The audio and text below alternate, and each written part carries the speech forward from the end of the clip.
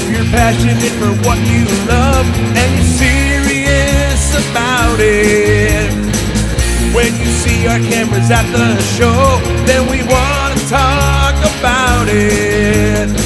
Fair weather fans need not apply. We seek nerds that are true. Just beware not to piss us off. It's the one thing not to do. It's the Angry Geeks Show. It's the Angry Geeks Show.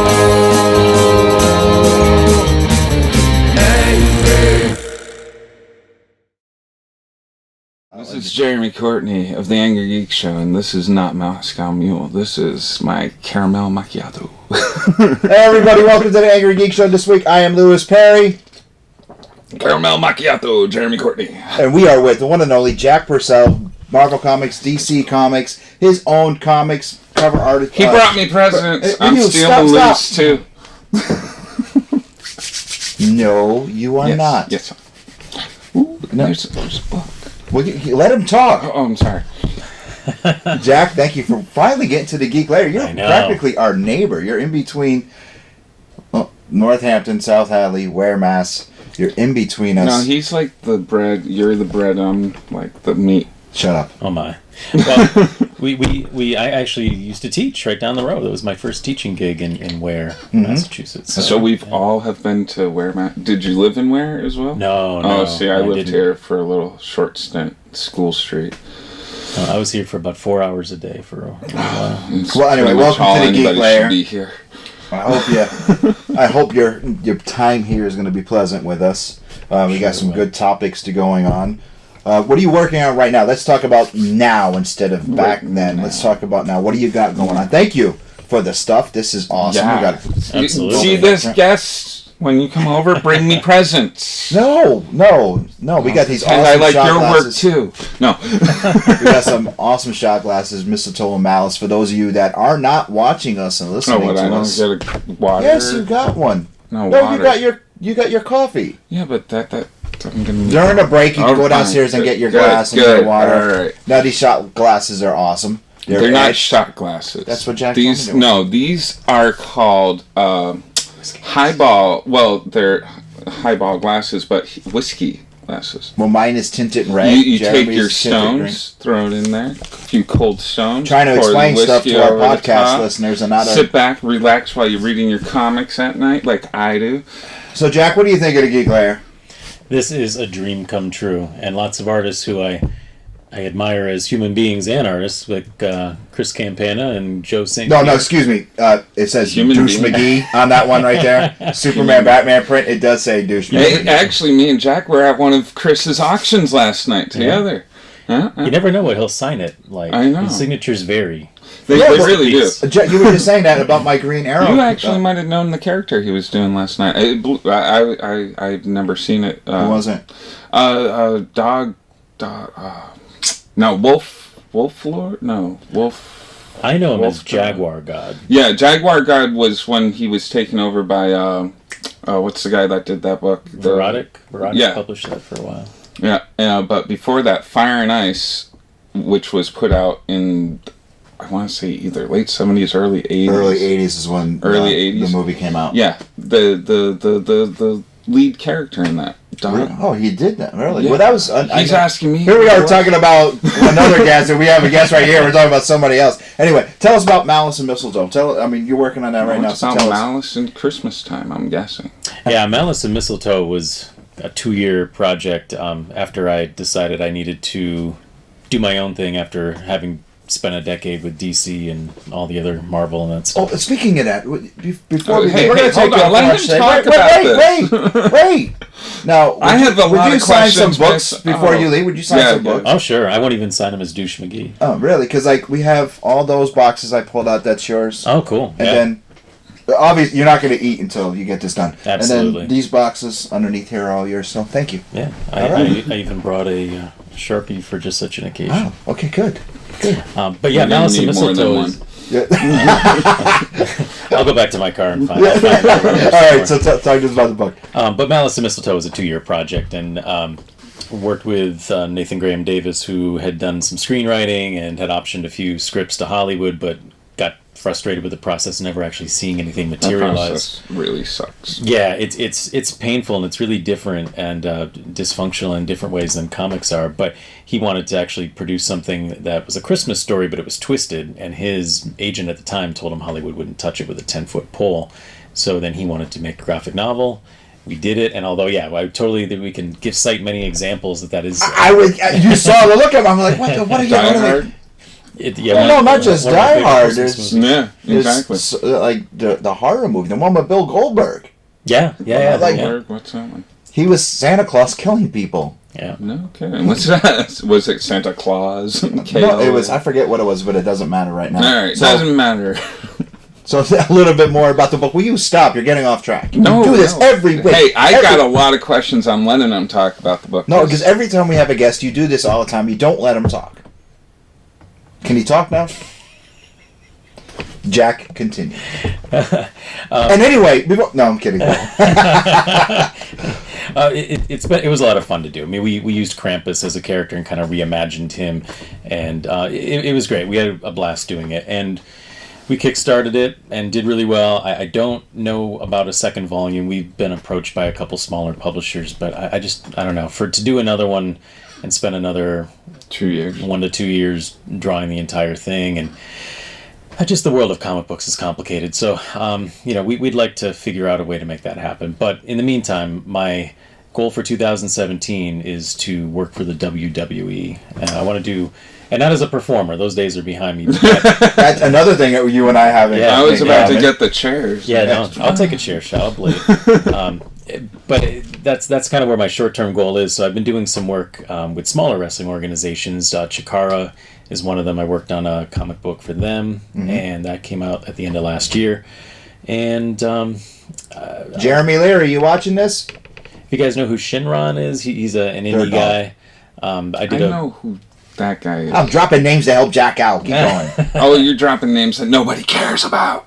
Oh. Ouch. Yeah, that's right there. Those guys will suplex you right out of here. I know. Yeah, it happened actually going to be a year ago. He gets put in a bear hug by AJ Cruz, and I got puny guy. I got pushed through 3 rows of chairs trying to interview somebody.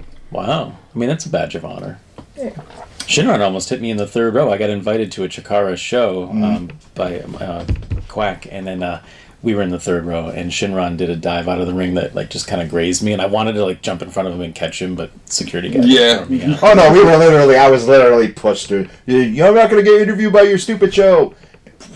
You know who your Batman reminds me of? Eddie Wheatcraft. Yeah, I see it. Can we continue? Yeah, because he's so your contacts in the WWE. Do you have any at the moment? Sorry. Without getting too specific, it's funny. I have been speaking with someone over there, and I talk to Stephanie all the time. Really? Yeah, Triple H. We'll talk after. Yeah. I need to get that as a connection. But yeah, I've been speaking to somebody there. Sent them some sample pieces that and we had a conversation back and forth, and he said that he sent my work to Boom Studios, who has recently acquired the license to WWE comic books. I was wondering who's doing WWE comics. It was Chaos Comics for a while. Yeah, right. It was Chaos, and Marvel actually had them in the 80s, I believe, when they were doing the big size WWE magazines. Oh no, I thought you were talking about the rubber. No. WWE at one time, WWF at one time had. Large size comics. You mean the World Wide Wildlife Federation?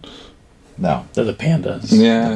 That's why they don't have WWF anymore. Right. Big lawsuit they lost. I can't even believe they lost that because they were the WWF for 20 years or something. They were the WWWF. Right. Then they became. They were Triple WF. They were Worldwide Wrestling Federation. Then I came in after that then. In the late 70s, they dropped it to World Wrestling Federation. When Vince Jr. revolutionized the world. I mean, professional wrestling. Yes.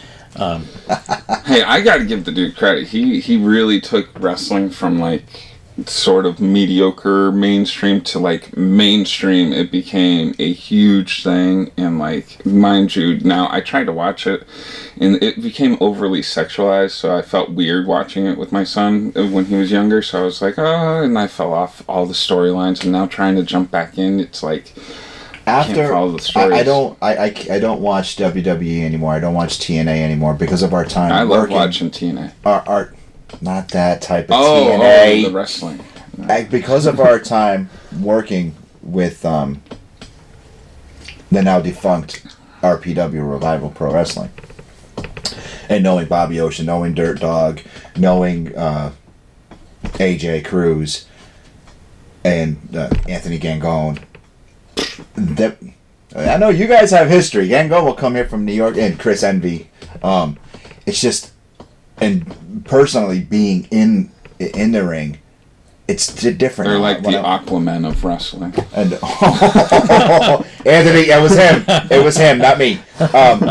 After, it's different for me now. I mean, the guys that finally make it to WWE and they're on TV every week, they don't have the heart as the indie guys today. I don't know. There's some guys that are really still out there, like, been doing it came up through the ranks, and some of the biggest guys now are the indie darlings, if you want to use that term. I mean, even guys that we were talking about, Finn Balor earlier, because I've been doing sample work with him.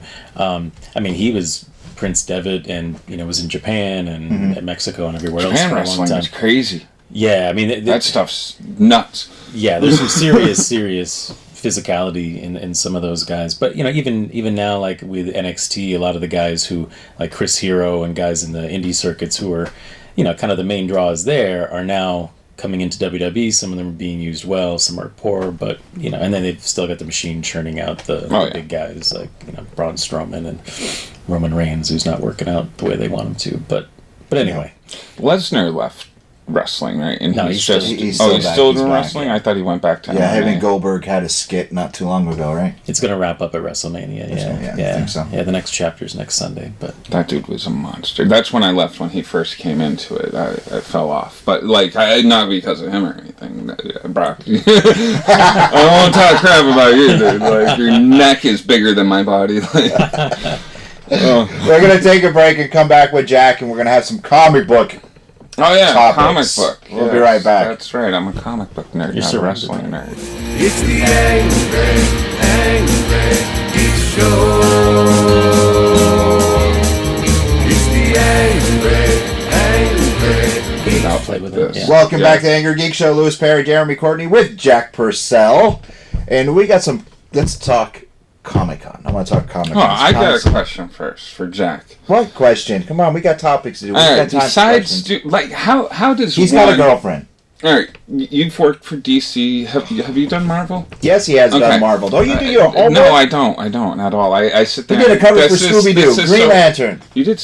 Yes. Scooby-Doo, yeah. Yeah, don't you know anything? Hold on, no. I see. I don't read the. I'm talking about Scooby-Doo Apocalypse. I read the No, normal. I love that book. Dude, though. that's awesome. Isn't it awesome? Unbelievable. Yeah, I didn't read Scooby-Doo during Marvel. Howard Porter. I was watching the cartoons then.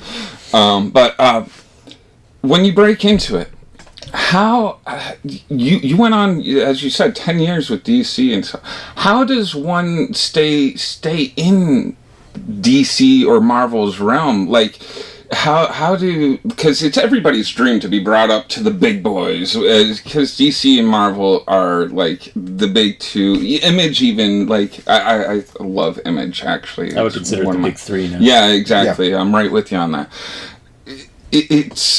There's so many guys out there, and I tell you, like, a lot of the art I see in the big two now, well, DC's doing pretty good, but some of Marvel's stuff is, like, to me, very subpar. And you see some of these guys like Campana or I don't even know some of the other guys' names. Ian. Well, he's done work for IDW and stuff like that, which not that much smaller than DC and Marvel. Like, they're right there with them. Teenage Mutant Ninja Turtles is a strong brand. How do you guys stay relevant in that field? Like, because you always see, I mean, these guys want to pay the littlest amount for the most amount of work. So, like, how does it work? Like, I mean, it's like any industry. Like it's always changing. Like I was fortunate when I broke in because I could walk myself down to New York City, and really, I won't get too specific, but the way I first got into Marvel Comics was I sort of illegally entered, and because I was going to do whatever it took. So people talk about breaking the door down. That's kind of what I did. Oh, yeah. And so, yeah, I wormed my way in and walked around until I could find somebody who'd give me 5 minutes, and they did, and that kind of opened the door with Marvel. But with DC at the time, you could send real letters. Like now, you would just send a text or email or whatever. But I finally got one guy whose mother lived in Amherst, Massachusetts, down the road from where my letter was addressed. Mm-hmm. And he's like, I'm going to be visiting. You want to get lunch? And I did. He brought me into the office one day. And as I was wrapping up with him, someone entered the room. And I didn't know who it was at the time. And I made some joke. And he laughed. And he's like, well, who are you? And I introduced myself. And he's like, well, I'm Bob Schreck. Oh. And I was like, oh, wow. Like, wow. Like, I know who you are. Obviously, you're like this legendary editor and the guy who ran the very first comic convention I ever attended, which was Creation back in the day. And so let's not age any of us right now. Right. I don't want to say what year, but I badgered my parents enough where they took me to Boston, and Bob Schreck was the guy behind that. So his convention was the very first show I went to, and long story short, he ended up being incredibly generous with his time and feedback, and gave me my first work on Green Arrow, and then. I can't. You worked on speak. Green Arrow. I'm sorry. Yeah, well, it was great. I did a 3-issue. Maybe one day you'll make. Like I said, I gotta dig through these books. Yeah, but I made it clear to him and everybody there that my goal to get into working with comics was to work on Batman. So I told him, I was like, if you need a corner of a panel inked or whatever, like call me. I'll do whatever it takes. I'll meet any deadline you set. And I proved myself doing some projects, and eventually I got Detective Comics, Batgirl, Batman, and all the other stuff, which I was really fortunate to get to do. Birds of Prey. You did covers for Batman R.I.P. too, right? Yeah, I think it was Batman and the Outsiders did a few covers, yeah. One of which almost didn't see print, so there was like a really? over one of them, yeah. Wow. Because the art director had approved it, and once it came to him inked and he had to approve it to be colored, he said he didn't want to use it because on that particular cover, Batman's shadow was on a tombstone and about 10,000 leaves that I remember inking. And he's like, well, we can't use this because the figure of Batman's not on the cover. I was like, oh, really? You gotta be kidding me. And it was a great cover, and people still come to me at shows and tell me that they really enjoyed that. So luckily, it did see print, and the editor fought for it, and that all worked out. But that was funny. That was this close to having to be redone. Wow. Holy moly. Yeah, I have those runs somewhere. I gotta dig them out. Yeah, they're fun. I really enjoy those covers. That both of them I'm particularly proud of. They're fun covers. You're really lucky I didn't go through my Batman collection. There's still time. Oh no, it's not here. This is my stuff. This is nothing. It is. Well, we'll see each other again. Oh yeah. But like bringing 2 long boxes to a con or something seems ridiculous. Yeah, what is your limit for this? Is one of our topics for today is going to be turn on and offs of cons, but one of my turn offs is I'm with you on this. When I want to go up to an artist. All right. Now, granted, we work the cons, as you know. We're running around with our cameras. When we do have downtime so we can enjoy it a little bit. We do. And I want to go up to an artist. I want to go up to a writer, and I want them to sign my books. But ahead of me is some douche with a short box of books for that one artist or writer. What's your cap? Do you have a cap? Do you feel bad telling these guys, look, enough is enough? Or how do you handle that situation? Because that's one of my turnoffs. I absolutely hate that. I believe nerds can take being told, you stop. No. I think I think the truth is, I always felt like in my career, not that I have some halo over my head, but my policy is always to be honest. Whether it's, going to do me well or not. I figure in the long run it's going to work out. But whenever someone comes with long box, or even long boxes I've had, and sometimes it's somebody who's selling them on eBay. They got 50 copies of Gotham Underground. Yes. So I make it really clear. That always annoys me too, when somebody has 10 copies and you're just like sitting there like... No, I don't want to name drop because it'll get Jeremy. Amanda Connor. Dream Factory. Yeah, we know. Friend of mine. worked at the Dream Factory together. Ooh. A friend of mine. The chick, it took forever for me to just get a signature, and I name dropped him just so maybe she might doodle because it was for me. And no. A friend of mine, one year at Boston Comic Con, her line was long, and she finally said, "Enough is enough." And yeah, because she saw me in line, and she goes, just walked around. She goes, "What do you want?" Sign this. She goes, "Really?" Yeah, I mean, I just always tell people, like, for fans, there's a difference between a fan and somebody who wants to make money off me signing a book. So if it's a fan, I just tell them, if there's any kind of line, we're going to cap it at 10, and you can get back in line. So I'm not there you go. That's. I'm not telling you to go away, because if somebody took the time and money and interest to sign it to have me sign it, I'm never going to say I won't do it, but I want to be fair to everyone, and that's happened a lot. So I just tell them, if you can be patient, make sure everybody doesn't have to wait, then we can talk all day, and we'll just do it in increments. So, and everyone's been fine with that. Really, I was at one con. You other artists and writers need to learn that little thing. How about after 10 you go back in line? Because we were standing there for, was it Simonson?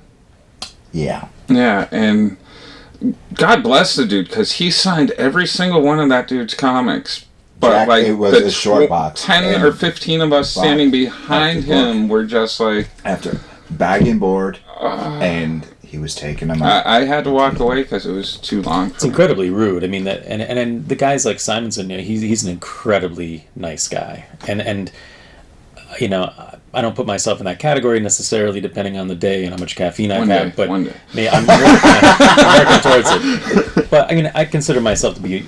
I respect and love the fact that anyone would want me to come and sign their book. But I think at the same time, like, I don't want other people angry, and they all deserve not to have to wait in line all day because there's other people they want to see. We had an appointment with Dan Jurgens. He was supposed to, name dropping again, and we had an appointment with him. We were supposed to talk to him about his work at Marvel vs. DC, Booster Gold, Superman, everything.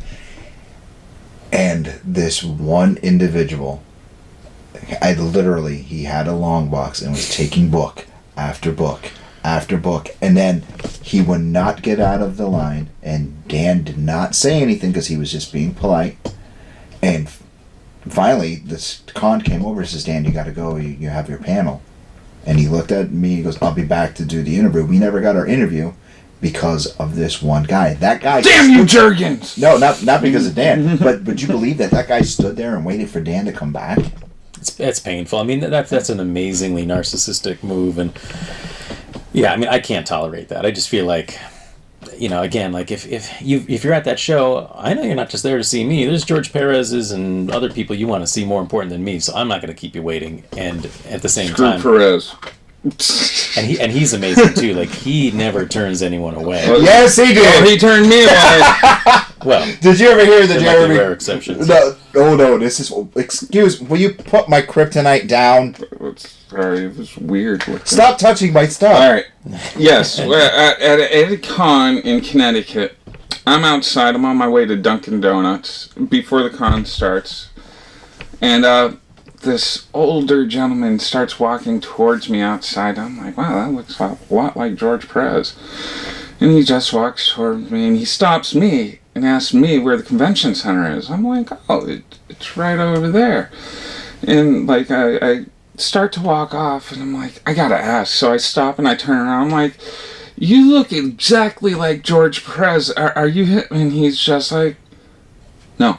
And he walked away, and I get back to the con. Shirt didn't give it away. Oh, the shirt totally, like, that's what I'm like, that he's wearing the shirt. I'm like, is he a cosplayer of Perez? Like, and when he said no, I was like, well, I'm not, okay, I'm wrong. And I walk off, and I get back to the con, and there he is sitting at his table, signing away. I'm like, you.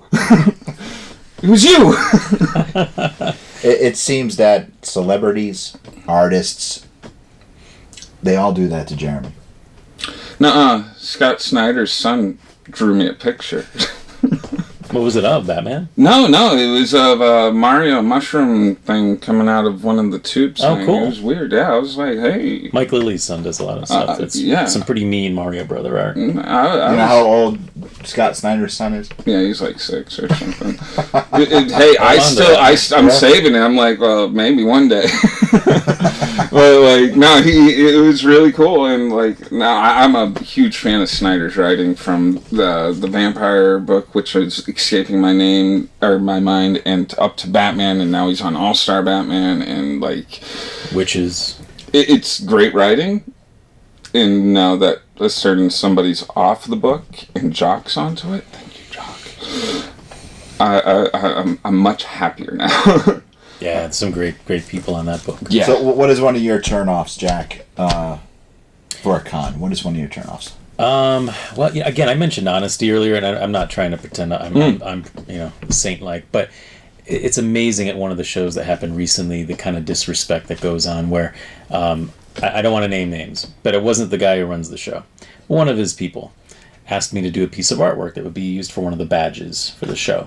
I know what con you're talking about. And he wanted it done very quickly, quicker than I normally would have done. Mm-hmm. But I said, that would be cool. I'd like to do that. And I enjoy doing the show and appreciate being a guest. So I did it. And then asked me if I would donate the original art to an auction. I was like, okay, well, all right, I'll do it. Right. So I did all this. And I show up at the con, and I asked him, I was like, would it be possible to get 2 comps? Like, I just want to hold on to for myself, not to give to anyone, but just to have for myself. He's like, well, I don't know. I don't think I can manage that. I'll see what I can do. I'm like, oh, that's a red flag for me. So right now you're telling me you can't get me one to hold on to after doing it for you? So I'm sensing, my spidey sense is tingling, there's something going on. So I get to the show. And I'm looking at everybody's badges. I'm probably seeming like a mental patient looking at everyone's badges. No, actually, you sent us a request. I went on and hunted it down, actually, and could not find it. I couldn't either. And after a while, I was like, well, this is weird, because that's where my art's supposed to be. And contacted this guy. He wouldn't answer me. And then I told him, I was like, look, you need to answer me now, because if I need to find you, I know how I can do it. So let's just be honest about this. What's going on? Never got an honest answer to this day. And it never got used. And I never got the artwork returned. And really? And then on top of it, he had so they took the original. Oh my gosh! Well, not the con itself. I want to make that clear. But this person. But then he had the balls to post something about integrity and how he was offended at the lack of integrity of someone. And I was like, look, dude, I could unleash a lecture on you right now that would be brutal and just eviscerate you. But that kind of stuff is. I feel like and even just one more quick one that kind of ties in. It's a respect thing. Was told by someone who signed me up to do a couple of shows that there'd be a green room, and that was for the guests, which I was a guest. And went to the green room at one point and was told that the green room is not for comic book artists. We're not guests. It's for celebrities. And we were not Was guests. that the same con or a different one? That was one of them. And there was another one that was, in one of them was in Massachusetts. Because if it was that one, I was in the green room quite a bit. Well, yeah. I was coming out with food. But then again, which is weird, because we were told... Yeah, we were told. We are celebrities. Here you go. You guys got all you do everything. Okay. And then I got to the green room, and I couldn't get in. I had to borrow somebody else's badge to get into the green room because my badge wasn't appropriate for the green room. I was like, look, I'm not going to bother anybody back there. I just want some water every now and again. Well, like my badge at all 3 of these shows says guest, and I was like, I don't know. That should definitely get you. I think I am, but comic book people, and they're all called Comic-Cons, by the way, which is the other annoying part. So my thing is, if you're gonna have a Comic-Con and you're claiming your guests who are in comic books aren't the guests, don't call it a Comic-Con. Point taken. Call it a media show. I agree with that. Which is what it is. It's the Angry Geeks Show. It's the Angry. Back, we're still here. We're still doing a show. Yeah, we're still doing a show. We're going to wrap up in a couple minutes. We're going to do, for our other segments, we're going to wrap up with Jack, because we're going to take him out to eat after he signs some books for us. And do you want to sign some books for us? I'd love to. Sure, let me get them.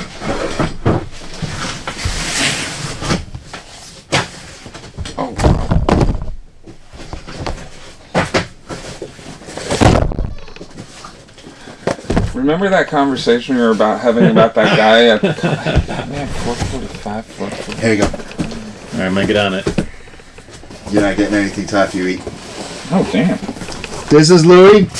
This is Jeremy. Jack Purcell. We're going to go get some Chinese food as he signs some books. See ya. Say goodbye. Oh, sorry. I never get to go through your collection. I'm so kind of like... This has been a Fanboys Incorporated network production. Found on fanboysinc.com, iTunes, and Stitcher Radio. Good night and geek on.